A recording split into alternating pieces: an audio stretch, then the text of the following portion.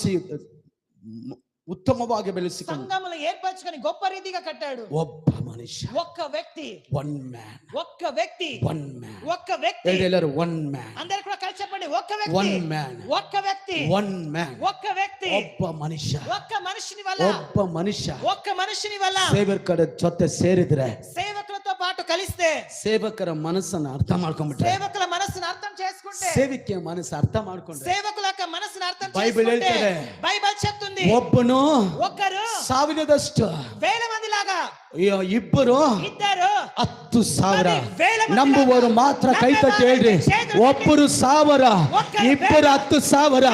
Pass ಜೊತೆ ಒಬ್ಬರು ಸೇರಿದ್ರೆ ಸಾಕು, ಒಬ್ಬ ವ್ಯಕ್ತಿ ನಿಂತರೆ ಸಾಕು, ರಾತ್ರಿ ಹಗಲು ಅವ್ರ ಜೊತೆ ಇದ್ರೆ ಸಾಕು. Revival, revival, revival.